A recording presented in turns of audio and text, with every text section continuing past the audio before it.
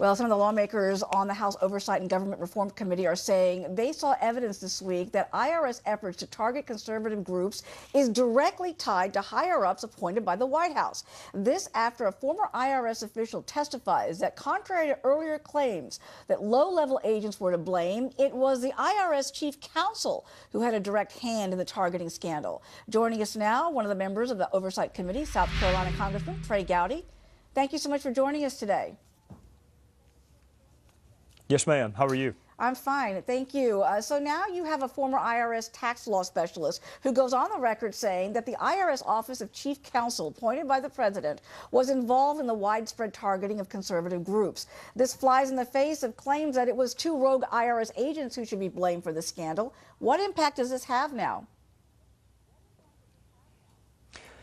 Well, it means that all 6 of the defenses so far used by our colleagues on the other side of the aisle in defense of this administration have collapsed. I've counted 6 defenses. One of the defenses was this was 2 rogue agents in Ohio. And by the way, Uma, that was a defense that was furthered in advance by none other than Jay Carney, who repeated that false defense. So what we know is that this was not confined to Ohio, that D.C. IRS office's fingerprints are all over it. One of the 2 political appointees, there are only 2 political appointees at the IRS. One of the 2 is the Office of Chief Counsel. Ume, this is what's important to keep in mind. We've had political activity around in this country since before the founding. 50% means what 50% has always meant. So why the different analysis for conservative groups starting in 2010?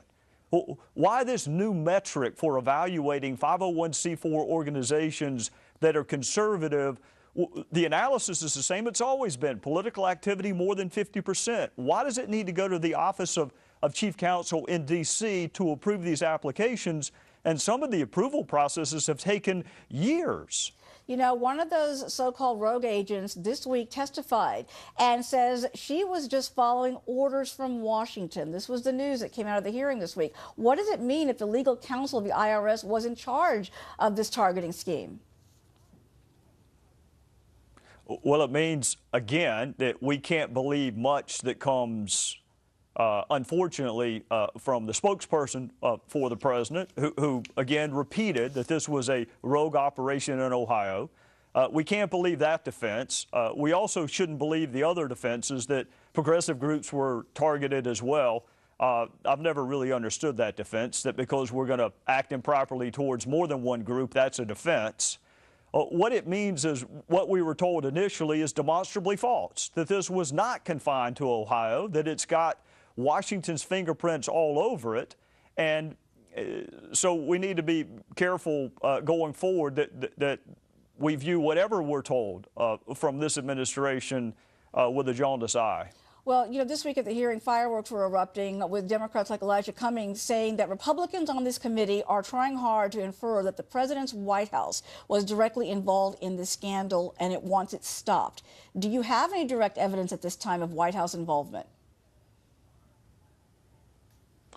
Well, let me say at the outset, I like Elijah Cummings very much personally, but the last time I checked, Jay Carney works for the White House.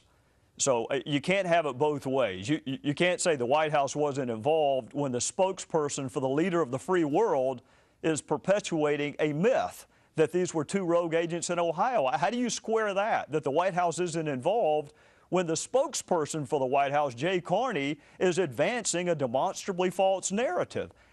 Step back for just a second. Is that the new defense in this town, that the president himself was not directly involved? Nobody's alleged that. Nobody's alleged that President Obama was involved. But if that's the new standard for propriety, that as long as the president himself was not orchestrating something, that there's no harm there, Jay Carney works for him.